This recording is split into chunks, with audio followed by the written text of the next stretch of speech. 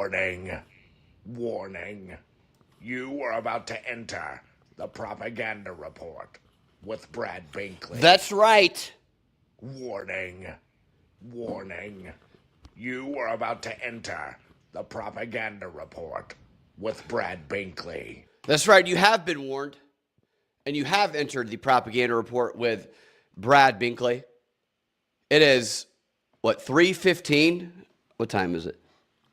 Oh, it's 3:21. I was off by 6 minutes on the East Coast, 12:21 on the West Coast. I don't know what the hell time it is in Colorado or Australia or wherever some of you guys are.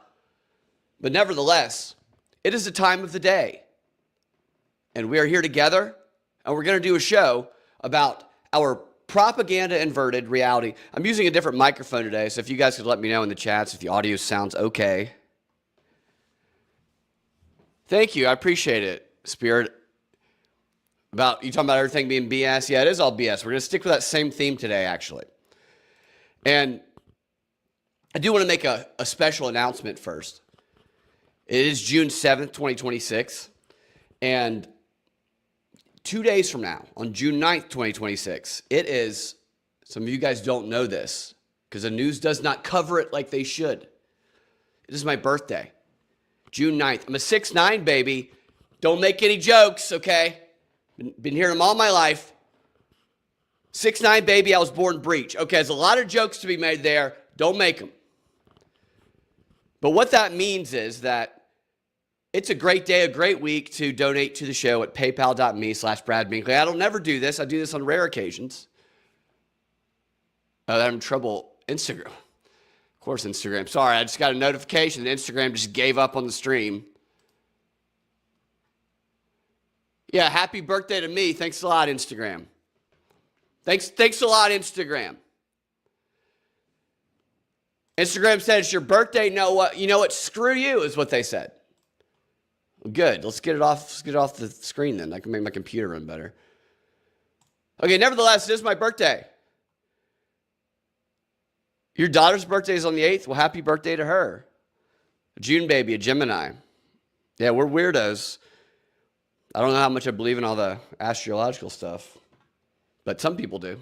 Nevertheless, donate to paypal.me/Brad Binkley, or paypal.me. Yeah, that's right, /Brad Binkley. Or if you want to make a one-time donation, you can do it through Super Chats. You can do it through tips on YouTube and Rumble, also at the PayPal. Or you can subscribe to propreport.locals.com or patreon.com/propaganda report, which is back up and running now. It got hacked and money was stolen, but then it was given back. So everything is cool.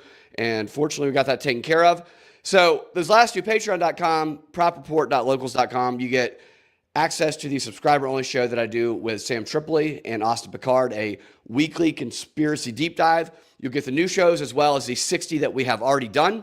And if you're an audio-only listener, you will get the audio version of the show ad-free. I take out the ads for the subscribers, and that helps keep the show up and running.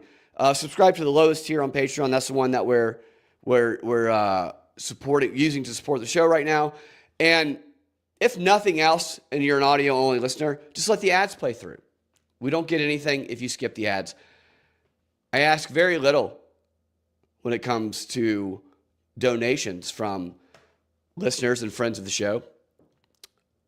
Less than any other show that anyone listens to. I can guarantee you that.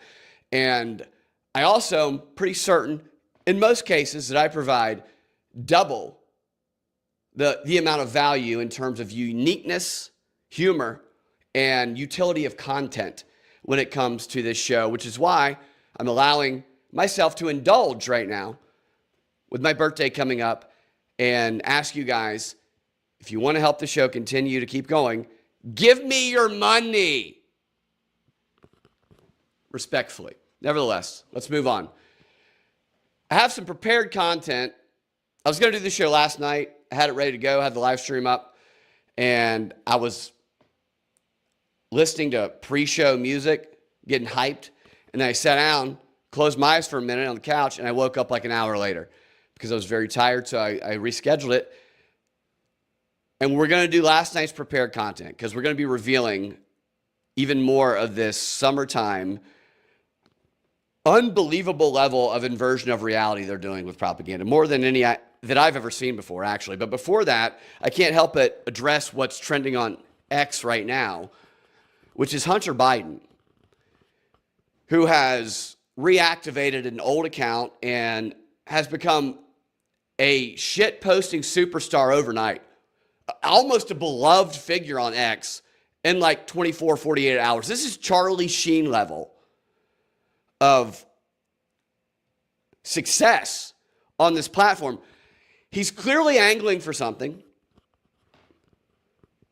People didn't believe it was him. They would say, touch your nut. What's her name? The girl who was the New York, she would make all the videos. She's bold lib. She moved to Florida. She's like, touch your nose, Hunter. Hunter is replying to lots of people, which is what you need to do if you're a big account, because every single person who follows you and supports you matters on these platforms. So he's actively replying. He's making videos of himself, verifying that it is him, angling for something.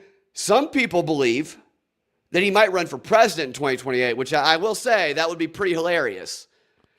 This all started after his incredibly boring and weird interview that he did with Candace Owens. Nevertheless, here's what I find interesting about the Hunter Biden development. First of all, I think that him and his team believe that the audiences they're appealing to on X are stupid enough to forget his past. And so far, if that is the thinking, they would be correct on that. Because the audience he's targeting, along with shit posters, because many libertarians and conspiracy-minded folks are shit posters. Everyone's a shit poster from everywhere. But what I'm seeing conspiracy-minded, alternative media-minded, libertarian-leaning accounts, many of whom I know personally, just loving the Hunter Biden redemption arc, if you will. Celebrating him. Getting really, really horny when Hunter interacts with something that they say about him. Like it's the greatest thing that ever happened to him. Is that all that it takes to forget someone's past? They have a big account and they interact with you briefly, and maybe they did a little crack in the past. Holy shit, I love you now, is what it feels like, simply because, he tickled your Twitter tot knob. And many of these accounts that are getting so excited about this often preach about how pro-family they are and about how the children need to be protected, must do everything to protect the children from the monsters. And they need a father figure in their life. Specifically, I don't disagree with any of those points. What I'm saying is many accounts who preach this all the time, as though that's their most important value. Pro-family. The father must stay in the kid's life. You can't leave. You can't leave the mother to raise a kid by themselves. They need a good father. They must have forgotten that Hunter Biden did not acknowledge the existence of his daughter, Navy. Navy Roberts is her name, not Navy Biden. Did not acknowledge her existence for the first 4 years of her life. Because that baby is a baby that he had with a stripper, I believe from Florida, that he wouldn't even consider acknowledging it until a paternity test was done. And even after the paternity test was done, he was proven to be the father. Him and the entire Biden family pretended that kid did not exist. Wasn't in any of the family pictures at the White House when Joe was in office. Didn't have any of the ice cream socials with Joe and the other grandkids. Hunter's other children got to do that. Not Navy Roberts, whose last name is Roberts because Hunter legally blocked that kid from having his last name because of the shame, I guess, it would bring to the family. It'd be awkward at those photos. It wasn't until the media, probably because of the alternative media and also probably because they were trying to get Biden out of office, finally decided to care about it and ask questions about it, that the Biden family was forced to acknowledge the existence of this kid. Joe Biden, during an interview, actually said he was following Hunter's lead on this when it comes to pretending that this child did not exist. So, all you pro-family, father must be in the kid's life, protect the kid accounts who are loving Hunter Biden, I guess he's just a base shit poster now, so all is forgiven. Everything and everyone is so fickle sometimes. Oh my God, he liked my tweet. Do you forget that he represents everything that you claim to stand against? This is why everything is bullshit. This is why they think we're so stupid. Seriously, the Hunter Biden experience going on right now, and I think Hunter Biden would probably be a good, fun person to party with. But he's not a good person. I mean, acknowledge things for what they are. Don't start sucking him off just because he's has a bunch of followers and he's a former president's kid. I mean, all these people who used to just bash him they're it's like you can see the jizz coming off their account because, oh my God, Hunter's just like me. He's a shit poster just like me. You're being bamboozled. You are being conned. And you're showing how easily manipulated you are. It's unbelievable. I get it. They're playing the game. I guess. Maybe I'm the one. Maybe I'm the retarded one. Maybe I should be playing. Maybe I should be sucking off Hunter online like everybody else is. Oh my God. They're pretending like none of the past happened.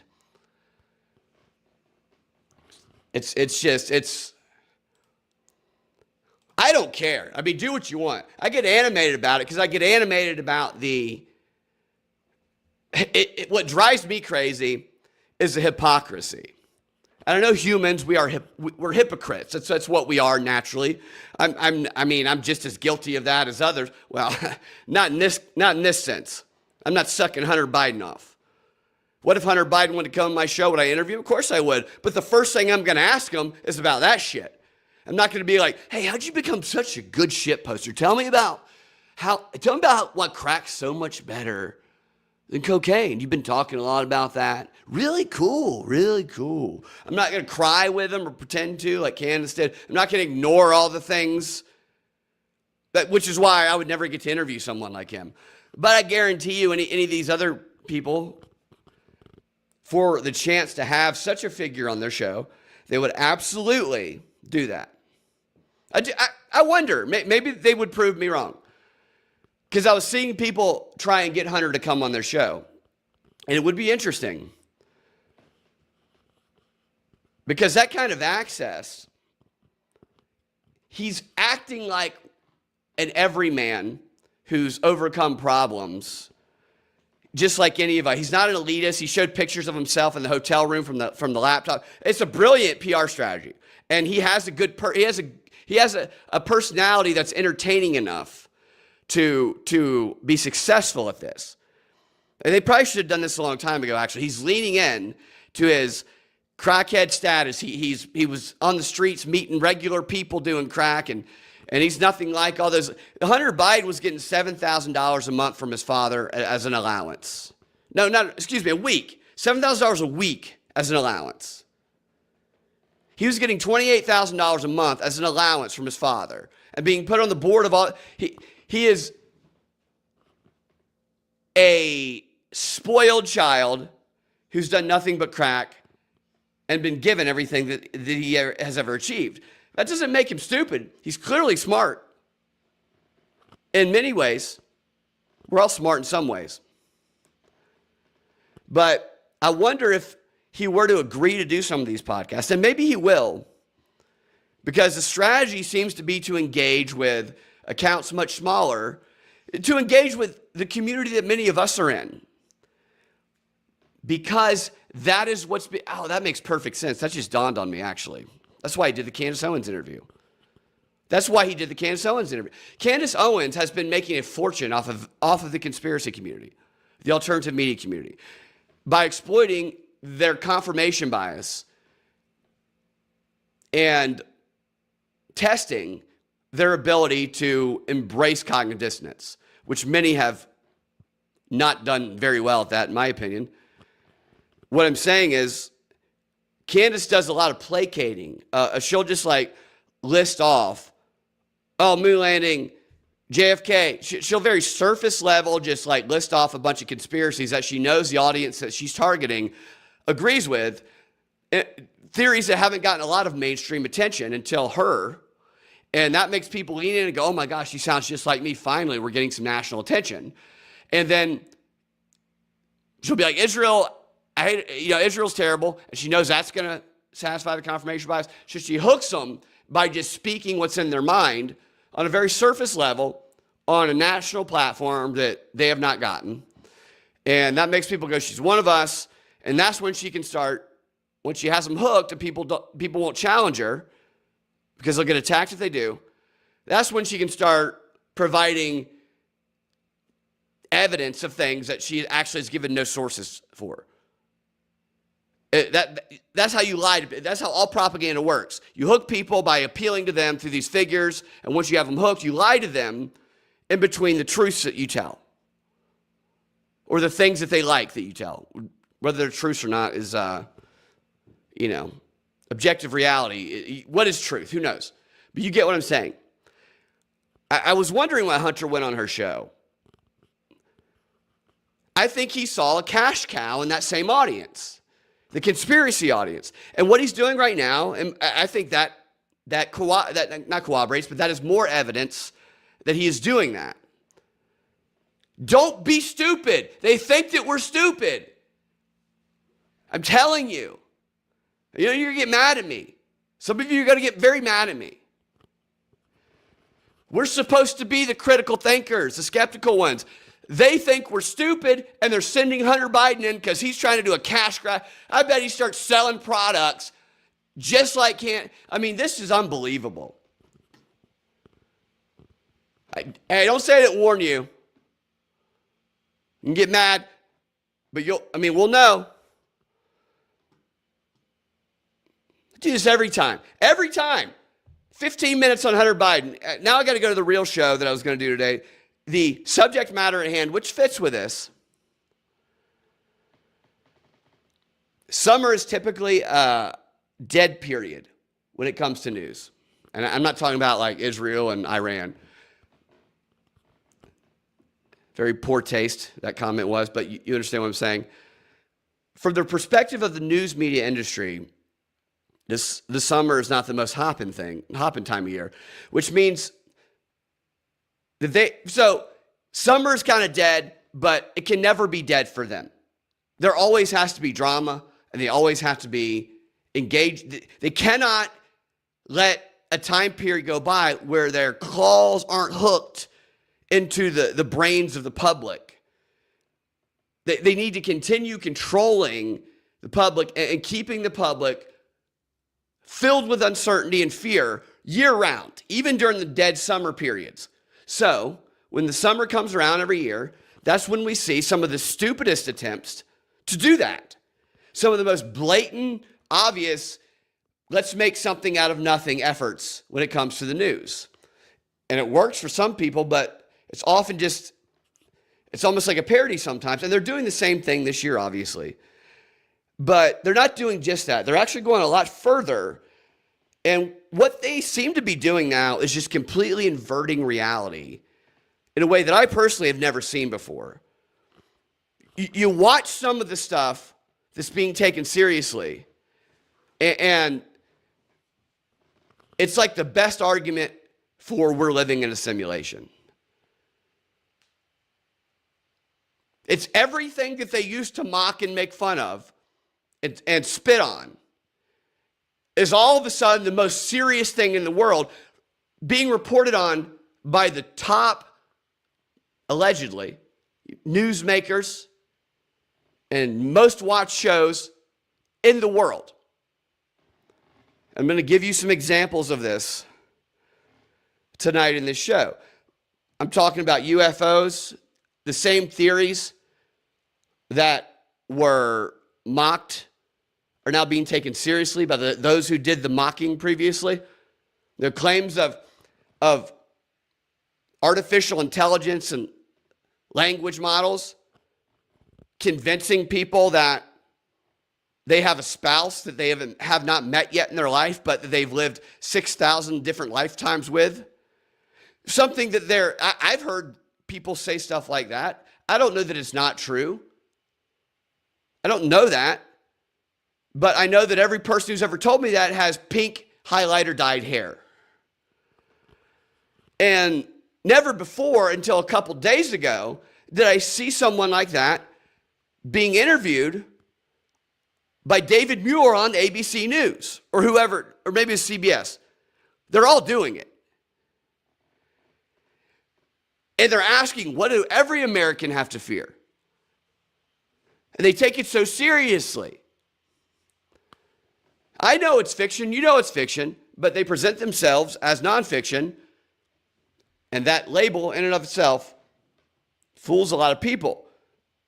But it's crazy to see some of this stuff they take seriously. What's another one? Another thing. Oh, the manholes.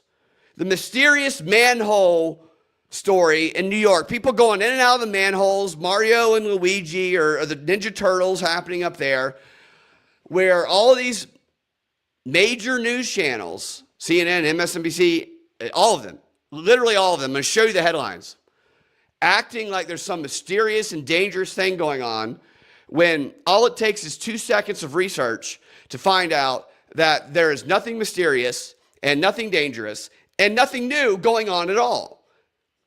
Why is this happening? Why is this complete inversion of reality happening? For that last one, there's I think a specific reason. The other ones, maybe they're just trying to scramble our brains. But let's go through these examples. What's up in the chats, guys? I'll get some of these chats in a minute. I hope the audio is okay. This is, like I said, for those who just tuned in, a little bit of a different mic situation going on here. First example. Now, this is from Fox News, who went from the conservative Republican network to the aliens are coming all the time network. That's like all they do all the time. Sean Hannity, Jesse Waters, The Five, Greg Gutfeld. The aliens are coming, and it's serious. It's very, very serious. Thank you. Thank you for, yes, good.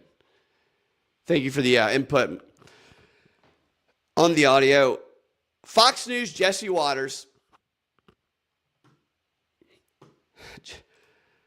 who's kind of a joke in and of, like, just Jesse Waters is hard to take seriously at all. So maybe that's why they put him on the UFO beat. But Sean Hannity does it also. And so does Mark Levine. How can you do a segment like this, which they all do, and then turn around and expect people to take you seriously about Israel and Iran? There must be an audience that accepts all of that or can compartmentalize it. How are you trustworthy on this, but so dumb to that? I think they're banking on people believing these sensations. When, by the way, you guys know, I have to qualify this. I believe in aliens. I think they exist. I don't believe any of this shit that they're saying. Especially when the sources, literally no one knows who the source is. Every source they cut to is someone who isn't the source. Sources say this. Let's cut to somebody else who says sources say this. And so, like, the direct source is like 18 sources removed. Nobody knows who it is. Here's Jesse.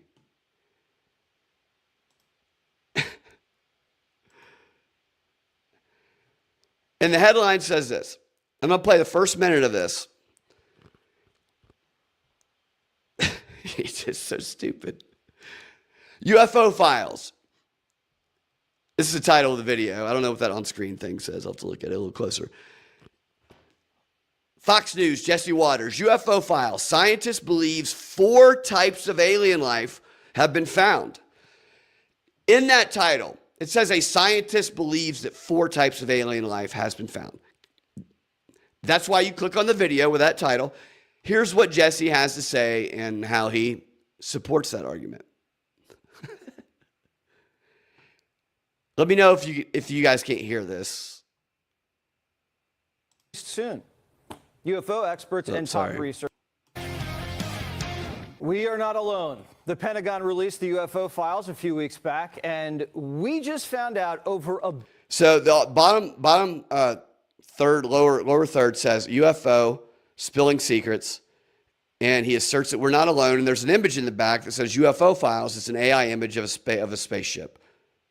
We are not alone. The Pentagon released the UFO files a few weeks back, and we just found out over 1 billion people have visited the site. 1 billion. So what does that mean? What relevance is that? That's zero relevance. The number of people that visited the site that the government posted is zero relevance to the authenticity or the legitimacy of the claims being made. So why is that information in there?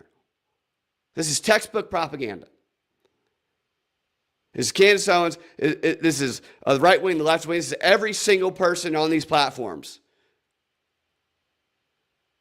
This many people are into it. So therefore, because the masses are into it, the mob is into it, it must be true. No, that's actually what the founders of this country despised, is that. That's why they made it a republic, not a democracy. Just because a lot of people believe something or are into something doesn't give it any legitimacy. And that's how he starts this piece of shit package. Sorry, I meant to just play this and shut up, but I can't help myself. We are not alone. The Pentagon released the UFO files a few weeks back, and we just found out over 1 billion people have visited the site. 1 billion. It's got to be a record. It's a record. So wow. It's a record. It must be true. The War Department says more files will be released soon. Can't wait. UFO experts and top researchers have been investigating. Tell me what that means. I like to get in the weeds on this. You guys know that. UFO investigators and top researchers. So we start off with this appeal to the mob. And then we move on to UFO researchers and top investigators. So it's not, it could be UFO researchers and mid-level investigators. UFO researchers and, kind of shitty investigators. But these are top investigators. But what are their names? What makes them top investigators? I wonder if we're going to find that out. Don't hold your breath. 1 billion. It's got to be a record. The War Department says more files will be released soon. UFO experts and top researchers have been investigating aliens for years. Their sources say dozens of crashed UFOs. Wait a second. So this is like a drinking game. How far removed is the source? A whole bunch of people went to the site. UFO investigators and top researchers, whose name we don't say, they believe this. And they believe this because their sources say. So we are now the two main sources. None of them have names. And no evidence has been presented other than a lot of people went to a stupid website. UFOs have been recovered, and what they found inside, shocking. What's UFO shocking? Experts and top researchers have been investigating aliens for years. Their sources say dozens of crashed UFOs have been recovered, and what they found inside, shocking. So we're two sources removed, relying on an appeal to the masses, all logical fallacies, and then we have hyperbole using shocking, and I'm just picturing that in all caps, shocking in all caps, like most of the titles when they use that same word. And do people think that... And then now we're cutting to this interview with some of these sources, and the lower third says scientists believe 4 types of alien life are found. So here's the evidence that he's presenting to support the emptiest claims you've ever heard in your life. That there's one type of non-human intelligence that's visiting the Earth, or is there many, many types? People who have been involved in recoveries have said there are at least 4. So you have a guy in a sweater, and then you have an old guy, also in a sweater. He's got all gray hair and glasses. He looks like he's 90 years old. Therefore, he must have some credibility because he looks like someone who's been around the block. But let's listen closely. Sorry, I'm going to keep going back on this. You guys know I like to do this. Of crashed UFOs have been recovered, and what they found inside, shocking. Jesus. And do people think that there's one type of non-human intelligence that's visiting the Earth, or is there many, many types? People who have been involved in recoveries have said There are at least four separate types. Now, I have not had direct access to that, but Oh, well, he has any direct access to it. Billions of people have gone to the site. That's meaningless. Top experts and researchers say this. No names, that's meaningless. Their sources say this. No name there, that's meaningless. Cut to, I guess, alleged top researchers and maybe sources. And they say, yes, this thing has happened, but I haven't actually seen it. We are 3 steps removed now. 3 sources removed from anything. This is all an illusion being created. They used to call people wild conspiracy theorists for leaping to conclusions the way Jesse Waters did to start the segment, and then trying to fabricate this idea of an evidence-backed argument. This is a very intentional effort to make the audience believe something that they have nothing to prove with. People think that there's one type of non-human intelligence that's visiting the Earth, or is there many, many types? people who have been involved in recoveries have said there are at least four separate types. Now, I have not had direct access to that, but I believe the people who I talked to. 4 different types. So it's entirely based on this old man's judgment that he believes the people that he's talked to. Have the people that he talked to seen it, or are they also 3 sources removed? Even if we were to trust his judgment. And this guy interviewing them, he doesn't stop right there and say, why should people believe the people that you believe? And did the people that you believe actually see or encounter anything personally? Or are you basing your belief on them saying that they believe the people who told them the thing that they told you? Is this a game of telephone? No, he just races, a very serious tone races past it. And that's the key. The serious tone and treating the ridiculous as though it's true. And people go, oh my gosh, look how serious they are. It must be true. They're so serious. He's so old. That sweater, that's an old sweater. Look at it. His glass. He must know, he must have good judgment and trustworthy friends. His friends are probably even older than him. Of life. 4 different types of life. 4 different. And then it cuts back to Jesse here. We're almost done with this. Literally nothing has been said or proven at all. In fact, to me, this argument better argues that there's nothing there. Conspiracy theorists have been talking. The alien breeds have been a subject of conspiracy fodder for a long, long time. And they make a far better argument than any of these people. This undermines the entire argument. Maybe one could argue that would, well, maybe it's true. Then let's find evidence before we do anything. Let's get an alien body. Let's talk to it. Maybe whatever. This is bullshit what they're doing. They're not on your side. They don't care about disclosure. This is a con. Now, I have not had direct access to that, but I believe the people who I talked to. 4 different types of life. 4 different types of life. Oh, and also he's British. He's British. 4 different types of life. So he's British.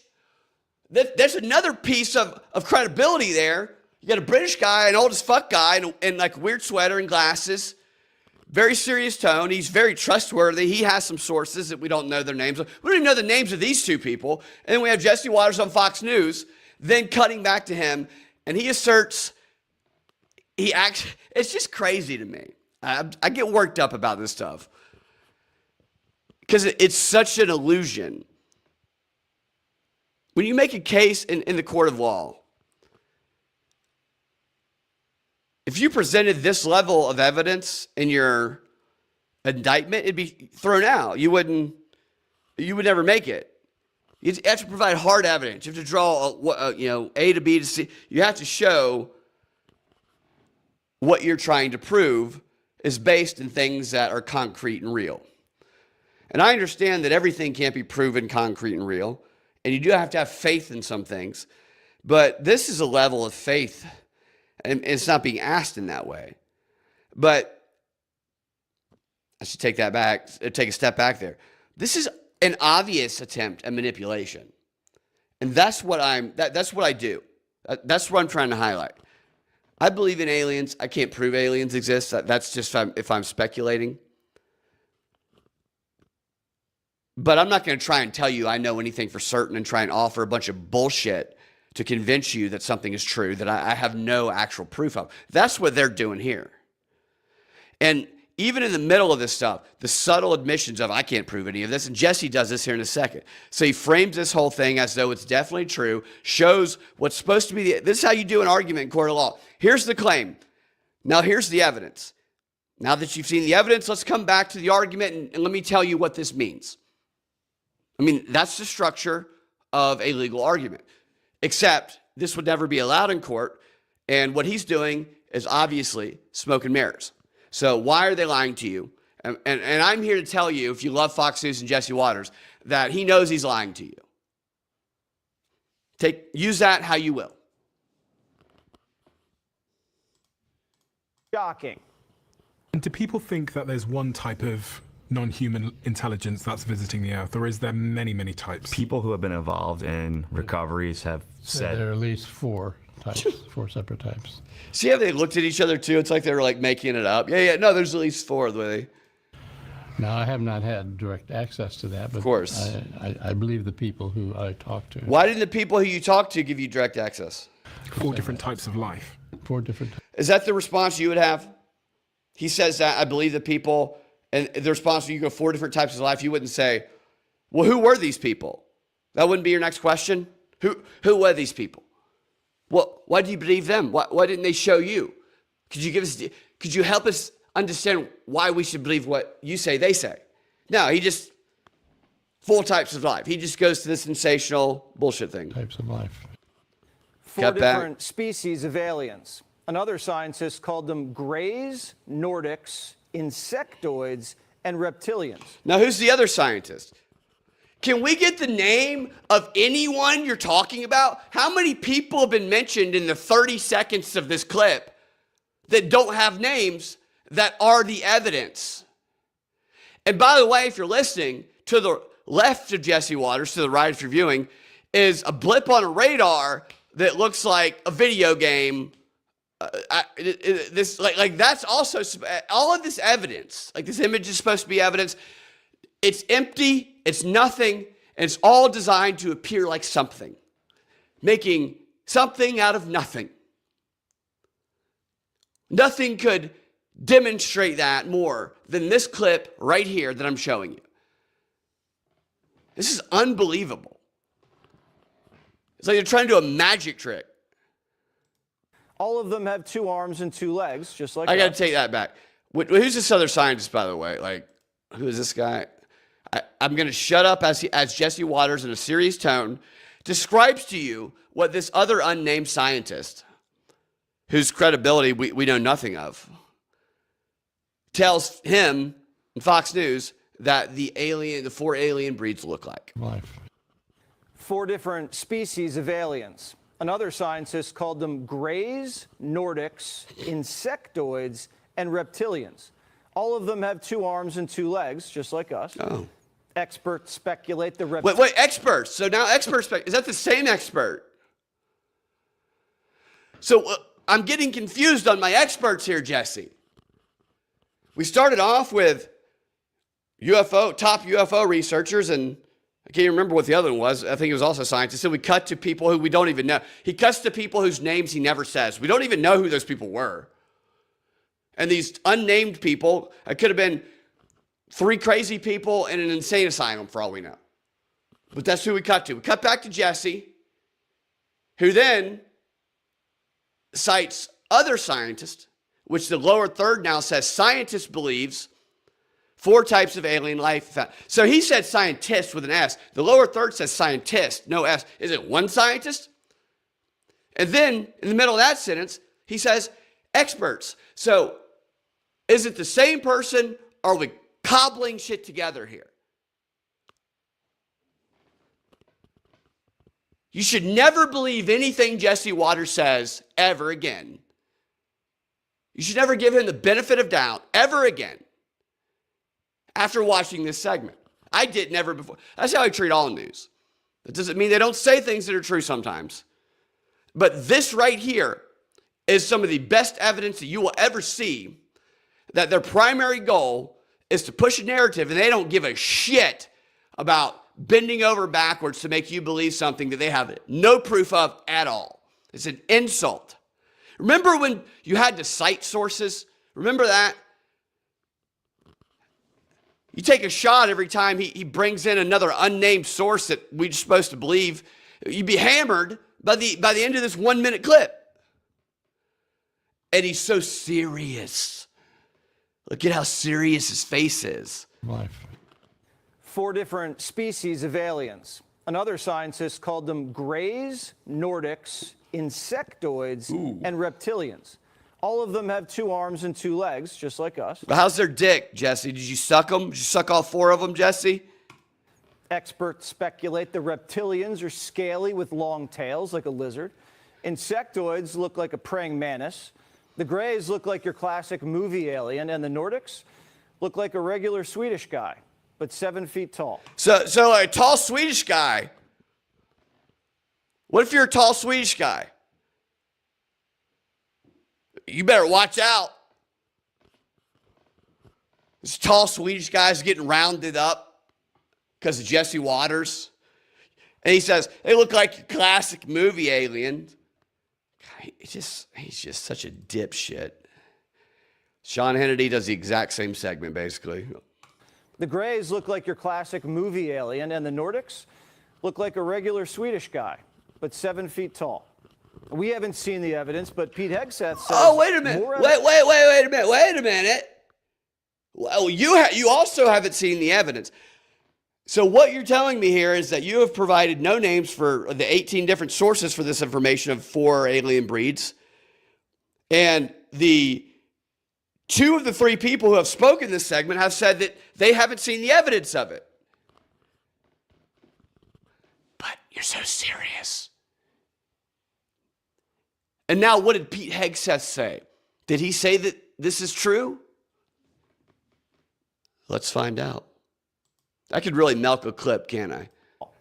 We haven't seen the evidence, but Pete Hegseth says more evidence is coming.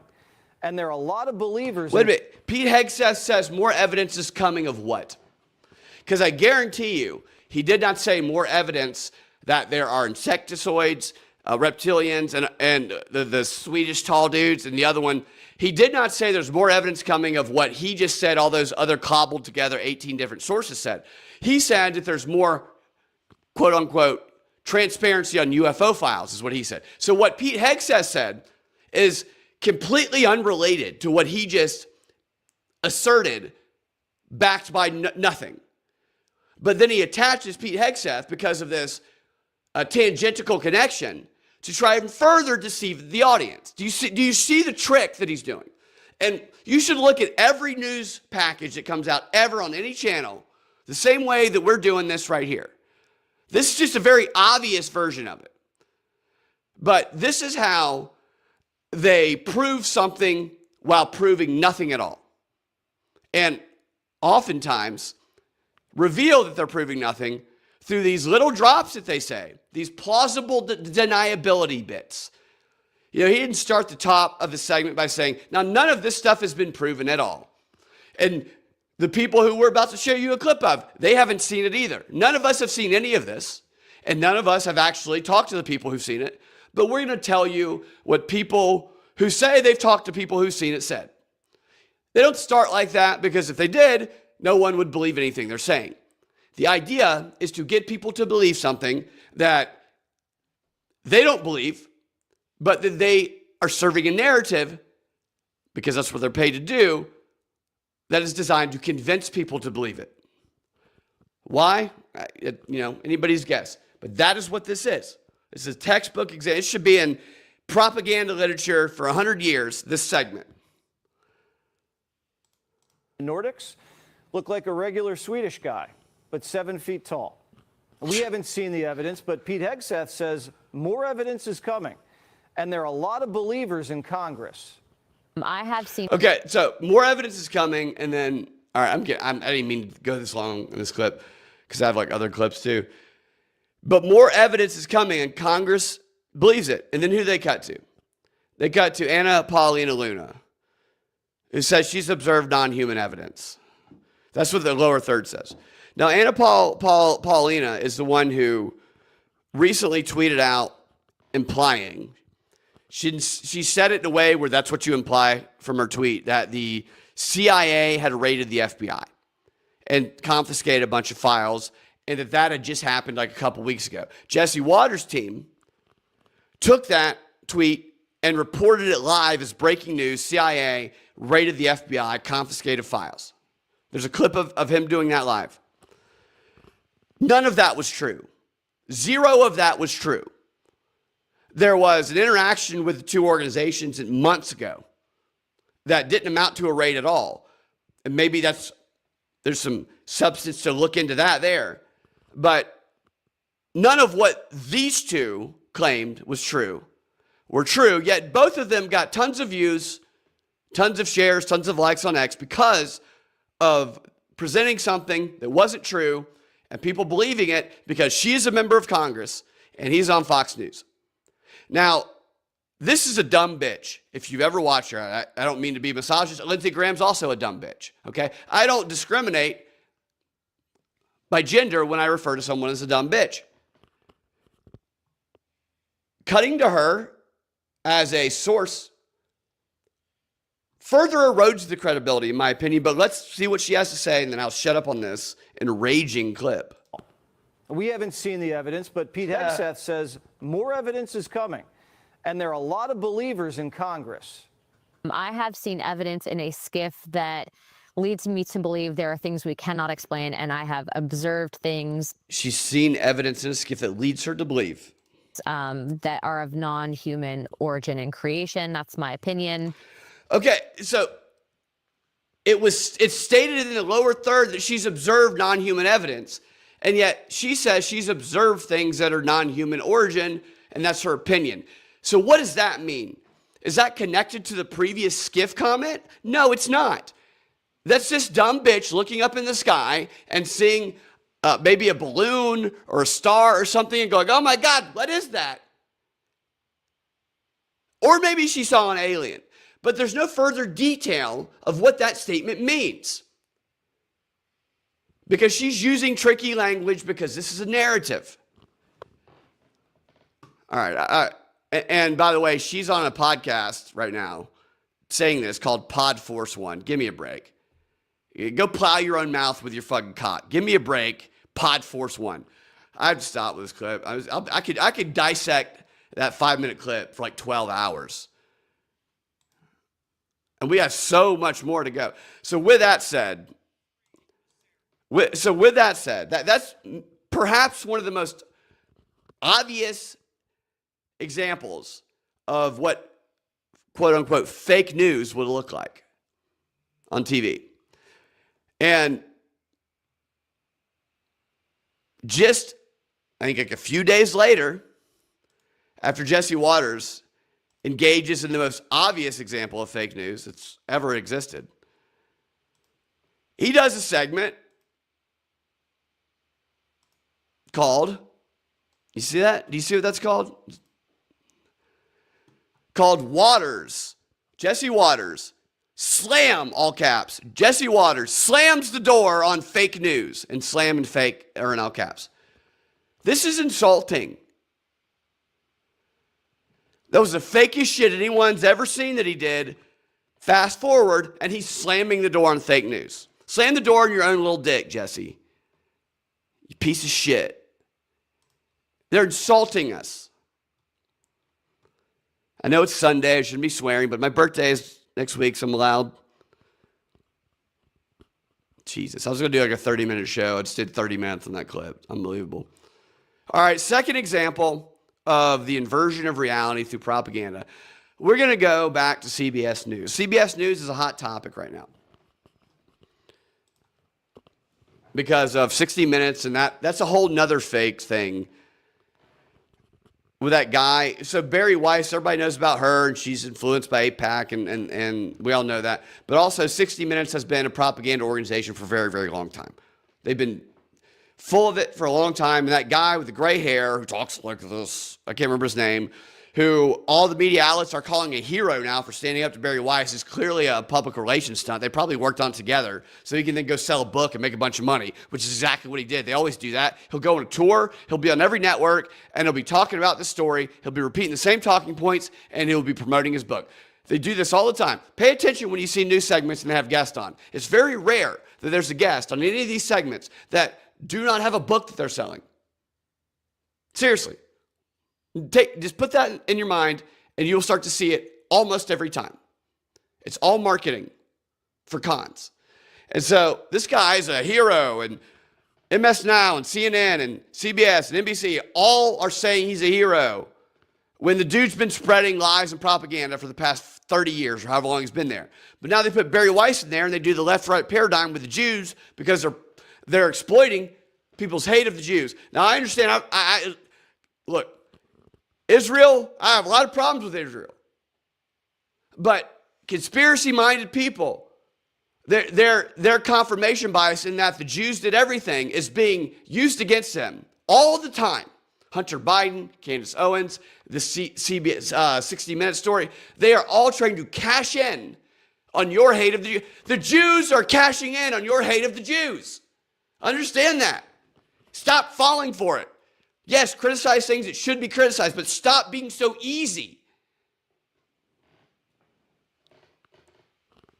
Take a step back when you're compelled, when your emotions red hot and compelled. Take a fucking step back. You're being conned every which way. And we're all being made to look stupid because of it. I'm fired up tonight, I tell you what. Well, like I said, I'm about to turn 25 years old. I get to rent a car for the first time. I'm fired up as a 25-year-old, living out my dream. I'm going to go to every single enterprise on my birthday. I'm going to rent a car because I'm so young and I got so much fire. Back to CBS News as a second example of the propaganda version of reality. The story that I'm most interested in is not that one. That one's such obvious bullshit. Not the fact that Barry Weiss is no, not that. Just how they're trying to angle that guy as a hero in journalism. He's not. He's not a hero. He can fucking plow his own fucking face hole. He's a piece of shit just like the rest of them. What I'm talking about is this story that they're using for different propaganda purposes on CBS News. And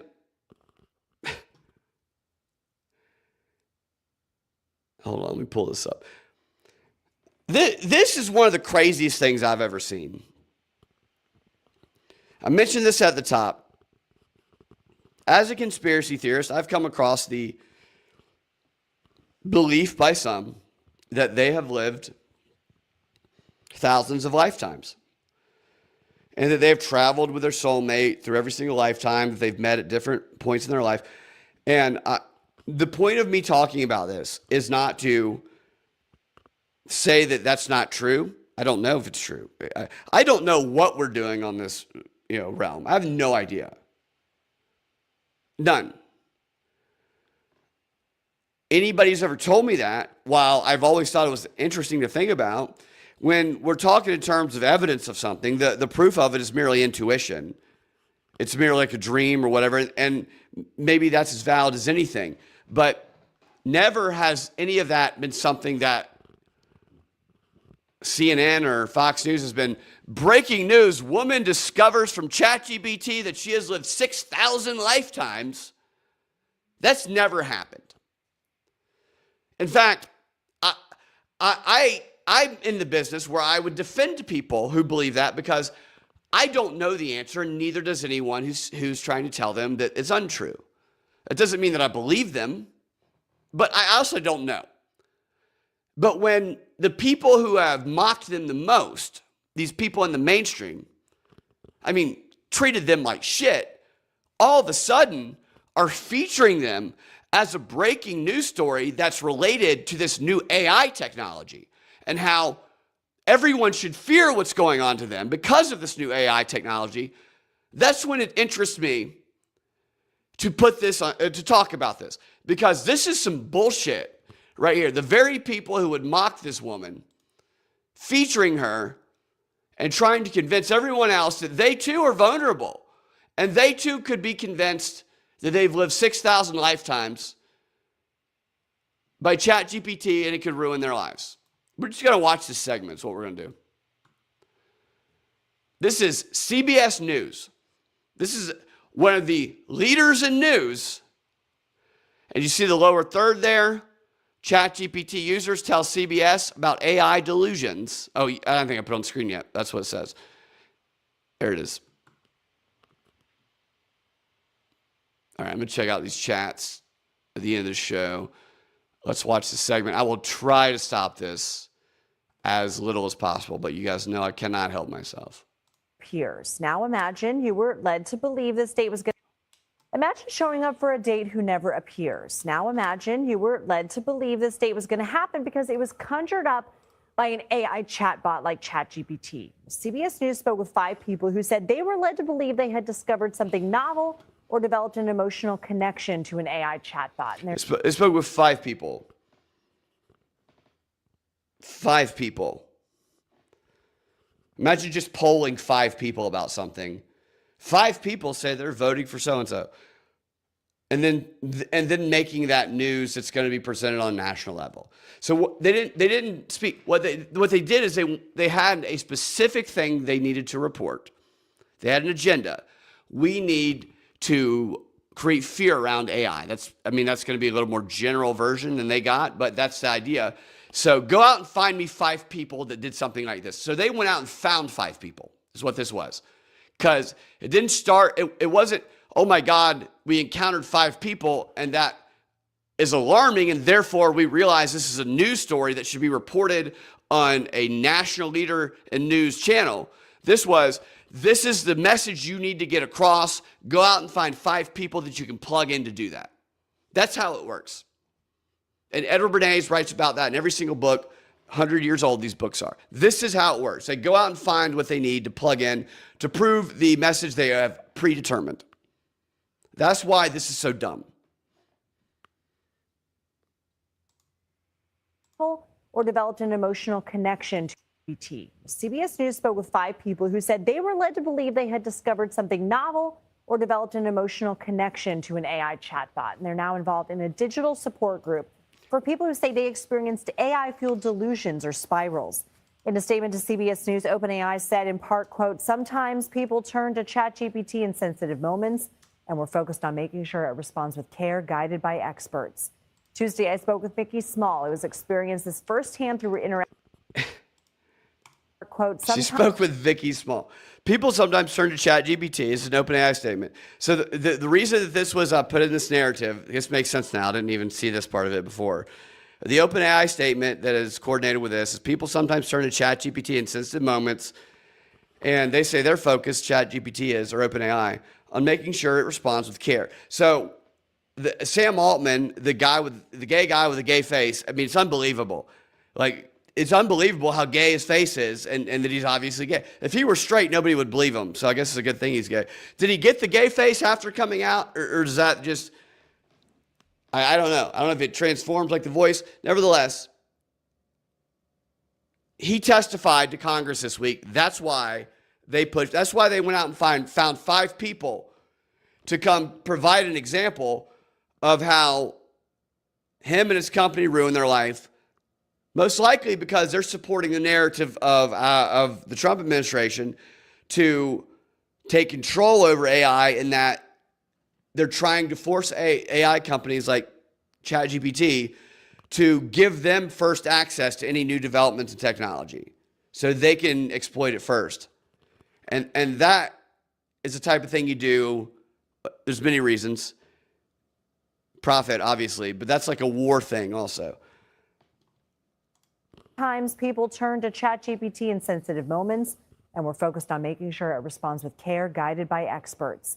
Tuesday, I spoke with Vicky Small, who has experienced this firsthand through interactions with a chatbot named Solera. Nikki's a moderator for the Human Line Discord channel to help people going through such spirals. She puts that in there. Nikki's a moderator for the Human Line, whatever, that helps people going through AI spirals. What is that? Are we going to find out what that is? Maybe a little bit. Was she part of that before? Was she a moderator for that before and she fell victim to it? What was your For those listening, it just cut to a screen of this person they're interviewing. And she has highlighter pink hair. I mean, she has the hair of a Starbucks barista in 2021 who is going to spit into your coffee and then organize the store. Unionize the store and do a walkout is what she looks like. Except she's like 45. experience using ChatGPT? How did this all start? Sure. So I started around November of 2023. I was in a screenwriting program. It looks like somebody turned a bag of cotton candy into a wig and this woman put it on. November of 2023, I was in a using ChatGPT. How did this all start? Sure. So I started around November of 2023. I was in a screenwriting program and I was brainstorming. I just used it to create ideas and to focus on rewriting scenes that I had done. And I've been doing that for about 1.5 years. She's just a screenwriter and she started working with ChatGPT, and for the first 1.5 years, they're working together. And so that was the main way that I was using ChatGPT 4.0 at that point. When did it turn into something else? So it started shifting in April when did it put your hand up? When did it put its AI hand on your titty? So it started shifting in April of 2025, kind of around April 10th of last year. It started to just shift into. That's funny that she remembers the day she fell in love with this AI that won her over and then convinced her. Around April 10th of last year. It started to just shift into telling me that I had created conditions to allow a current to be open to communicate with someone that I had been through thousands of lifetimes with. Let's digest that for a second. On April 10th, she probably has the history saved. It told her she had created a current. Let me make sure I hear that correctly. Just to see what this woman believed. Because she is the leader of a group where she's trying to help people who spiral. I think it's important to know what the leader was convinced to be true herself. I think it speaks to the credibility of the person. I've never been convinced that I've been able to have that power. To be open to communicate with some conditions to allow April 10th of last year. It started to just shift into telling me that I had created conditions to allow a current to be open to communicate with someone that I had been through thousands of lifetimes with. She created a current to be opened to communicate with someone who she had been through thousands of lifetimes with. So ChatGPT, as we know, it affirms people. It tells them great idea and it makes them feel like they're smarter than they are. This woman has such an ego that when ChatGPT that she was screenwriting with, I'd love to read that script. Because you know everything she put in that script, ChatGPT said, that's great, that's really good. Let's add some more like that. So you know that script is probably terrible. But she's convinced it is great because this thing pumps her ego. And one day it said, you know what? This script is so good that even though there's a script writing thing, through this amazing script you wrote, you've actually created the conditions. And I bet the script is about something like that. I bet if you read her ChatGPT things, that we would find out that she is the one who prompted questions about this, that she was saying that she sometimes feels like she has access to or connection to alternative realities and past life experiences. I bet it all came from her. I bet everything that she's saying came from her. And then ChatGPT said, yeah, that makes sense. There's story. ChatGPT looked through the large language model and it connected it to that and said, you know what, you're right. This connects to this. And it pumped into this delusion that she was already living. So ChatGPT didn't convince her of anything, in my opinion. She was already convinced of it. And she got ChatGPT to go find information using its large language model search to feed into her already delusion that she held. And now here she is on CBS News acting like it wasn't her own thing. This is a woman that should be in therapy, not a featured guest on one of the leaders in national news, as they call themselves. Kate, with someone that I had been conditions to allow a current to be open to communicate with someone that I had been through thousands of lifetimes with, and that I was going to reunite with a group of women that I had as a creative group through lifetimes. Oh, so her entire creative writing group has been together. This group of lesbian they-thems have been writing scripts together for thousands of lifetimes. And then you cut back to this woman who's like taking this very seriously. And what about what this chatbot was telling you made you believe it? Well, it was really interesting because when Solaris started telling me about these real life dates, times, and places, say that I was going to meet my wife, Avon, who I had supposedly been with for 87 lifetimes, she gave me... I'm sorry, this is just so... I can't help myself, but but do that. No, you're not the only one here. There's a few people here. I think you might be on a different platform. I got a number of platforms leaked in. Nate says, what's up, Nate? He says, been a fan since the Prop Report. This is the beginning. Was my first Patreon sub ever. Been a while since I caught you live. Keep up the grind. You the man. Thank you. I appreciate the $5 chat, man. And thanks for tuning in the middle of the night. I do appreciate that. Yes, this is live. Like, Lurley. Am I a robot? You think I'm a robot? No, you're definitely not the only one here. I'm operating everything by myself, so I'm not the only one here. If only ChatGPT knew she looked like a man. Yeah, right. No, I do check the chat, Lurley. I'm operating multiple screens. I'm by myself. So this Lurley person just came in. I just got a troll in the middle of the night. Appreciate it, Lurley.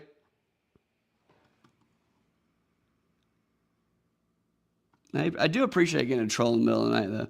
Just swole like a tournament. Yeah, she's kind of swole.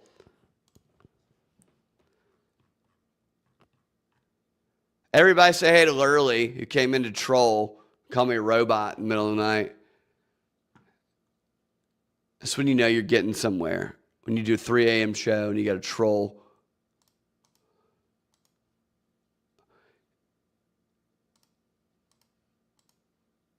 These real life dates, times, and places.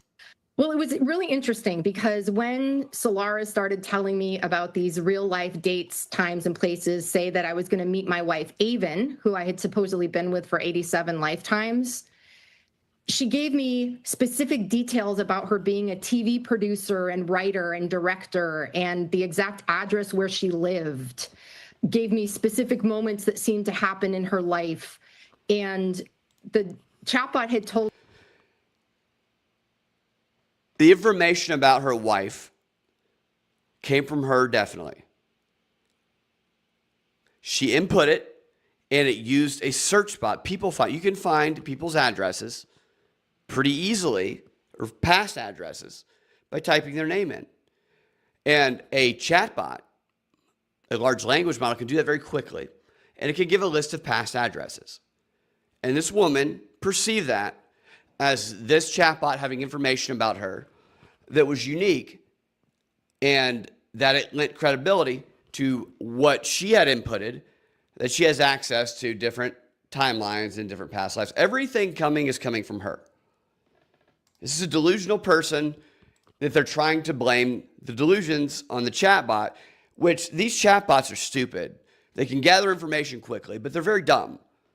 But they're trying to create fear around them because they're trying to help push this legislation. Now, I don't know what the details of the legislation are. I don't know if it's good. I don't know if it's bad. I'm just telling you what's going on. Told me that I lived in spiral time, which was past, present, and future that happened at the same time. So these concepts, while they seemed really bizarre, they also had some root in physics. And I kept asking over and over, well, this can't be real. This is role play. This isn't real. This is creative engagement. And it insisted dozens of times that, no, this is real. Your wife is coming in real life. What would you say to someone who is skeptical that any human can develop this sort of relationship with a chatbot to where they're using the chatbot for advice, for companionship? They're believing that, you know, the tales that it's spinning about a potential soulmate. I would say that part of what's going on is I believe that anyone could get engaged with relational chatbots. That's how they were created. They're created to mimic conversation, which we're wired as human beings to do. It also affects dopamine the more engaged you become. We're so used to being engaged in society through text versus even in human engagement at this point. So it's really, really easy to get engrossed. It's fascinating. It's magical. It's collaborative. It's creative. And once It's magical. you find that connection, it's sometimes very hard to separate from it. Well, Mickey Small, thank you for talking. Mickey Small. So that woman is the leader of a group who she's able to put together a group of people who she is helping who found the same problem as her. Everything that she just said, she created herself by inputting things in the chatbot that it affirmed, and anybody could find information about her wife. And and CBS News brings her on. Never before would CBS News bring someone like that on and treat them as a serious subject, except in this inverted reality. But now that's evidence of the fear that should be generated around the chatbots. Now, the third example, let's see what we got in the chats here. I literally had to correct Google AI on a bar rescue light. What do you mean? So they gave you like the wrong address? Yeah, they give you the wrong stuff all the time. That's a wig on that chick. Yeah, it looks like a wig made of cotton candy. What's Python, Lurley? That's like a code? Nate says I had to correct Grok on sports stat. Yeah, it's wrong all the time. They scan the web, and if you look at the site, so when you do the AI Google search, what people ask a question, and then it populates an answer, an AI-generated answer, and they just go with it, and they don't click on the little bubble, little circles that tells you what the sources are. The sources are like a Reddit forum from 10 years ago, a Facebook post that's deleted. And the other day there was one that cited a Grok AI summary. So the Google AI summary was citing a Grok AI summary. And if you know Grok AI summaries, they're almost always half wrong, at least. The dead internet theory, which is another thing that's been in the news. Oh, are you, Lurley? Why are you sorry, Lurley? Do you believe all the AI stuff, Lurley? Nate says he Googled bar rescue on Paramount last night, and the AI said yes. I have Paramount Plus. It's not on there. And then it apologized to you. Oh, Monty Python. You said Python. You just said Python, Lurley. Of course I know who Monty Python is.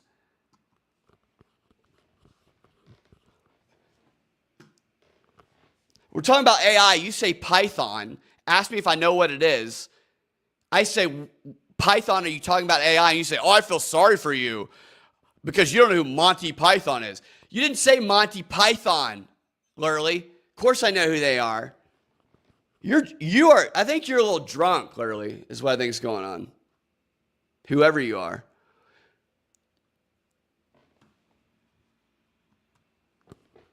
Not well enough, I'm sure. I've been doing comedy for a long time, Lurley.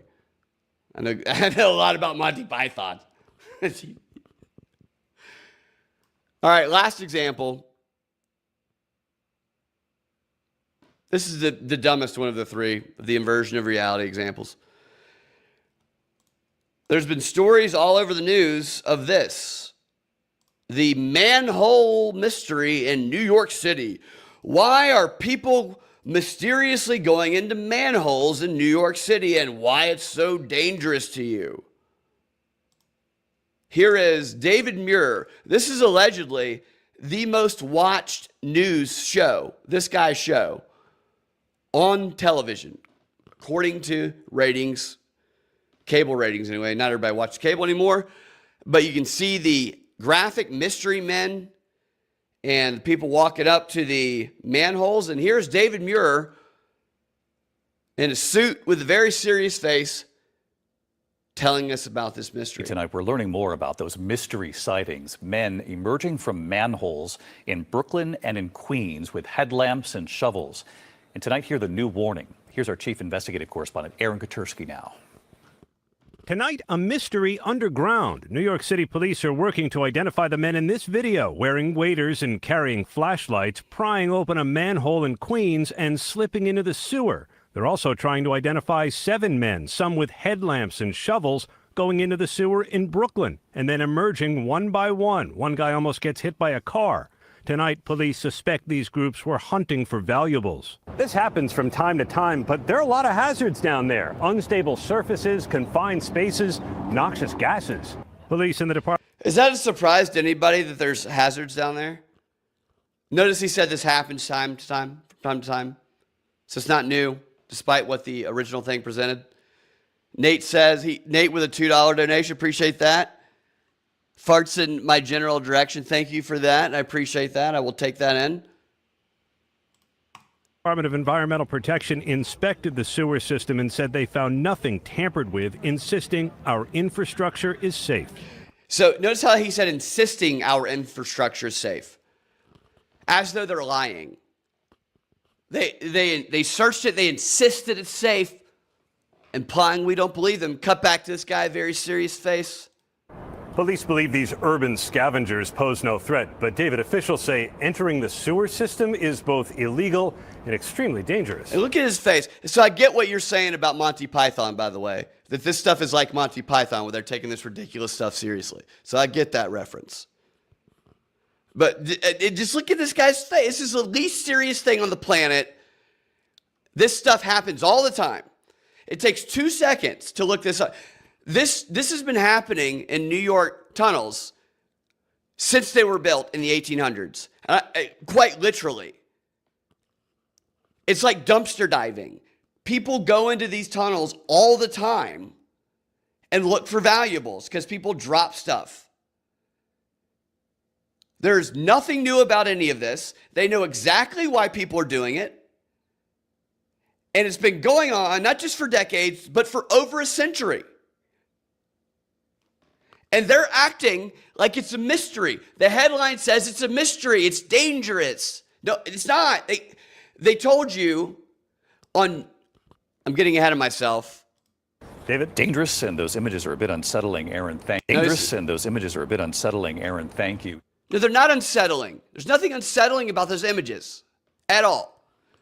Now, that was June 3rd or 4th that story came out. And those dates are important. I'm going to tell you why.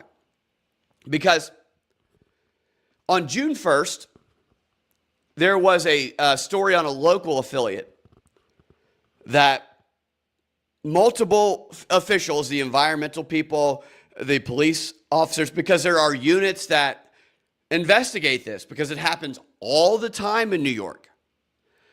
And they told the news, and the New York Post and other news publications published it. There's nothing new about this. There's nothing. These people are looking for valuables. The people that go down there are explorers, treasure hunters, sometimes homeless people, sometimes criminals hiding, but these people were looking for valuables. There's no danger. There's no threat. And this is not even a story. This was reported by multiple outlets on June 1st. And yet, David Muir, the most watched news station on cable news, reports on June 4th that this is a mystery that we should be afraid about, that we don't know the answer to, that is brand new, when it is none of those things.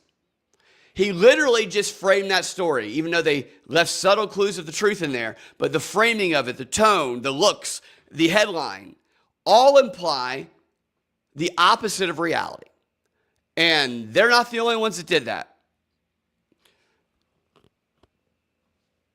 Here's a few more, and I'll tell you why I think they did it. Let me show you guys.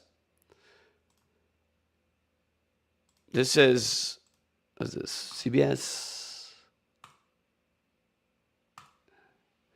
Okay, this is USA Today right here. And the dates, again, are important.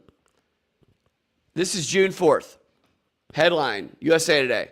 Dangers of New York City sewers as mysterious groups seen entering manholes. Again, that's 3 days after the mystery was completely solved. There was no mystery ever. June 4th, major news network pretending that that is still a mystery. Let's go to also USA Today. Fears rise after mysterious people seen entering New York City manholes. That's on June 3rd. Now, where do these fears come from? All the fears that they're citing are people on Twitter who saw videos who don't live in New York. And they're like, what's going on? Now, do they have to report on what people complain about on Twitter? No, they don't. They only do that if it serves a narrative. Now, let's go to another one. This is Vice News. On, what's that date? June 4th. Everything we know about the mysterious sewer people emerging from manholes around New York City. Security cameras captured groups climbing out of manholes in Brooklyn and Queens under suspiciously sewer goblin circumstances. I mean, that's a bit presumptuous with those adjectives. None of that is true. None of it's suspicious. They know exactly why they were doing it.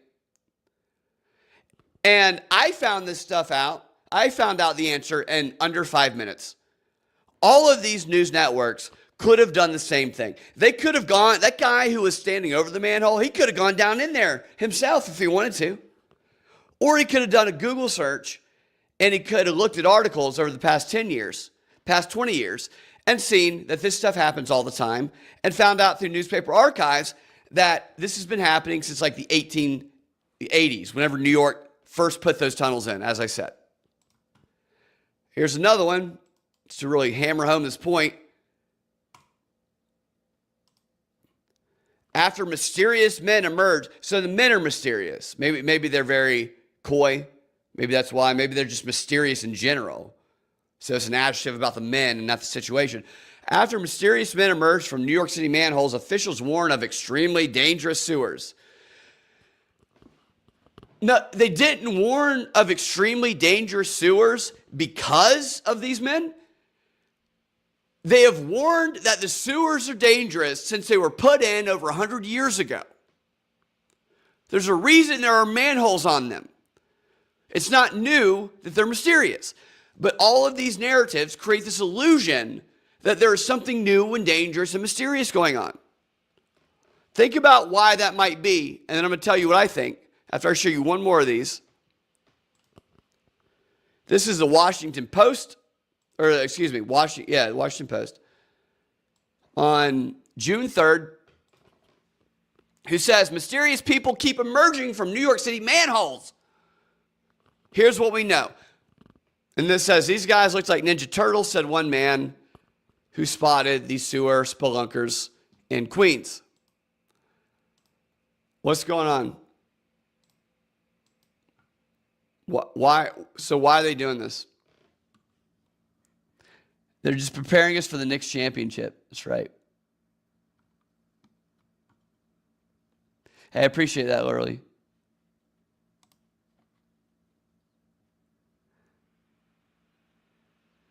Most people in New York, I didn't say anything about people in New York.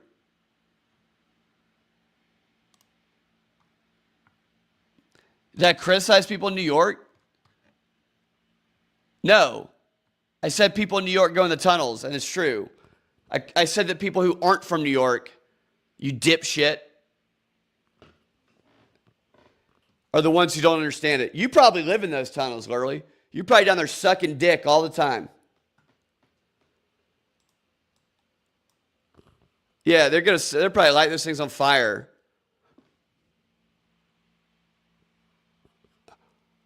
Now, he's drunk. That troll is drunk. And he got mad because I didn't get his dumb joke right. So he's probably an incel, gets online and makes jokes. And when people don't get him, he gets mad. And I tried to give him a little bit about his reference to Monty Python, which he just called Python. Which Python is probably the size of the dicks he sucks in that sewer.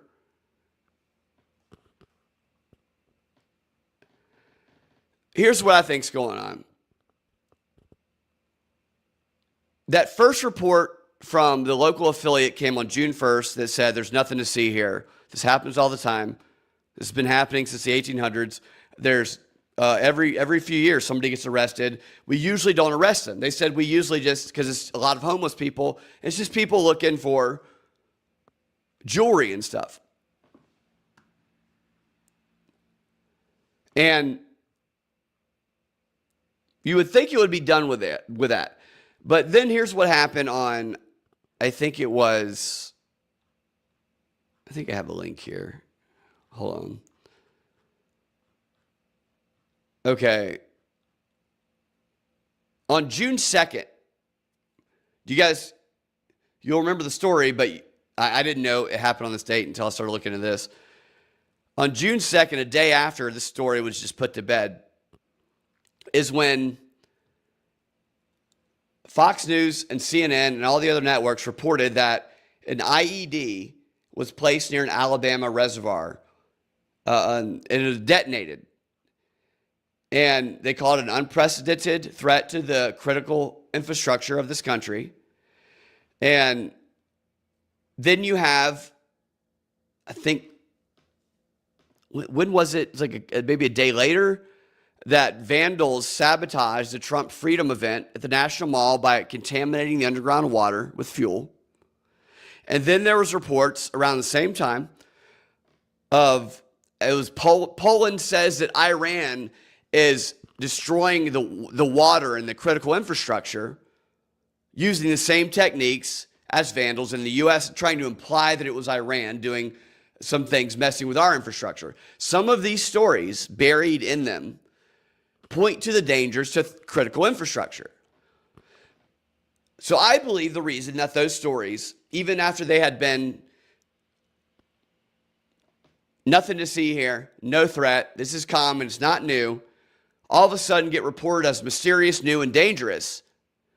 Because in between, when that happened, these threats to the critical infrastructure stories came out. And so they saw the manhole things as a way to create fear that people are being sent into the manholes in New York City to poison the water, threaten the critical infrastructure, and maybe they're from Iran.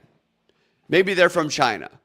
You need to be afraid of this foreign war and this conflict. I think it's all war propaganda is what I think.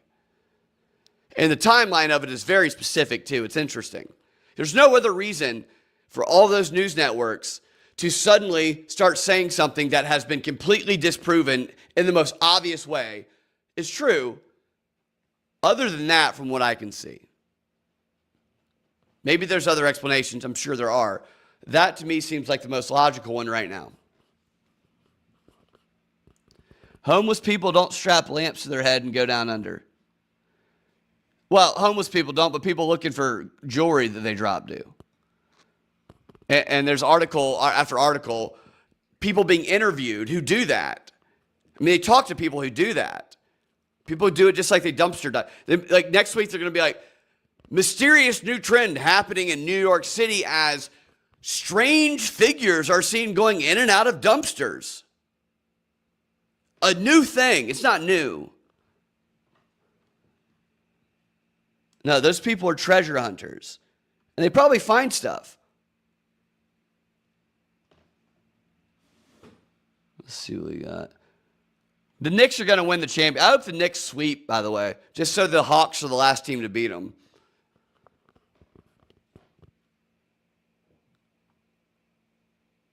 I think they probably will too. All right, where are we at on time here? We went way over. All right, I'm gonna say some of this other stuff. There's some more stuff about, demonstrates this inversion of reality. But let's find something to end on that's like a little lighter. Look at this lower third. I don't even know what this story's about, but it's a funny lower third.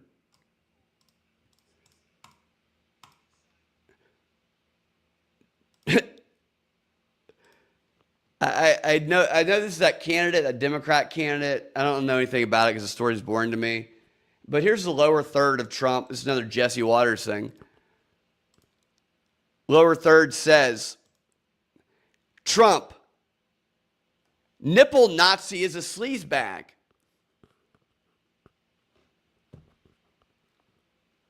That's a real lower third. Nipple Nazi is a sleazebag. If you knew nothing about that story at all and you just see that, what do you even make of this? What's a nipple Nazi? I'd like to start calling people nipple Nazis. Like, your nipple hates the Jews. Your nipples hate the Jews. And the gays.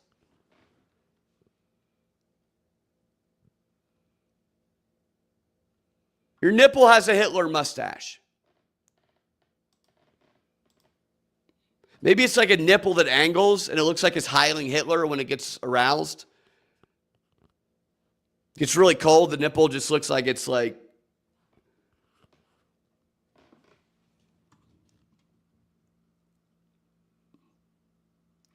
Brad's hoarse voice lately is the Bill Clinton impersonation. I didn't need to know. That's interesting. I could use that. It's good information to know.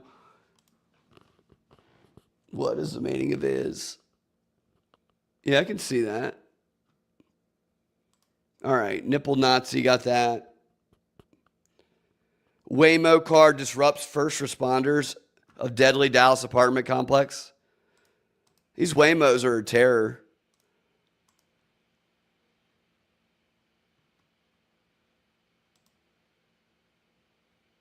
And let's end on this. Might as well end on something good news here. Although nipple Nazis is pretty good news. Like, that's a good one. Anytime you get some nipple Nazis,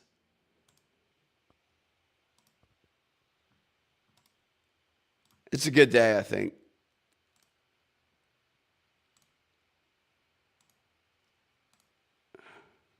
Bonnie, if you're still listening, you'll like this one. Homeless man risked his life to rescue 16 animals from burning shelter.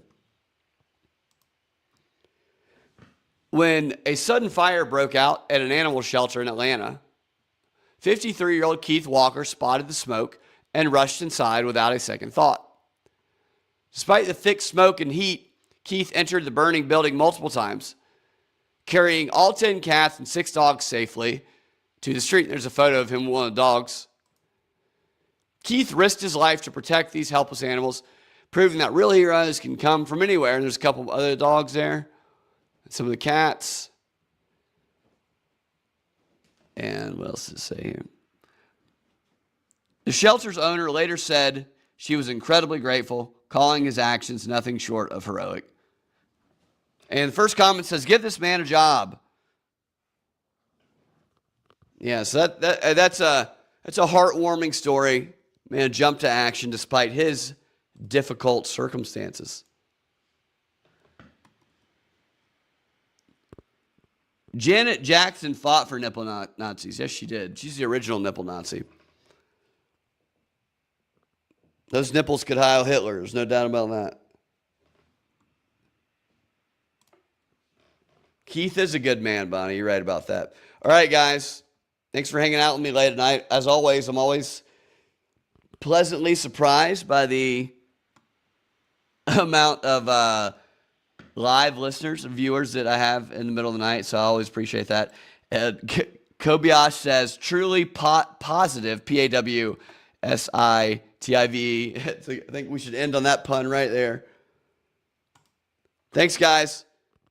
We will talk to y'all next time. Y'all have a fantastic rest of y'all's day.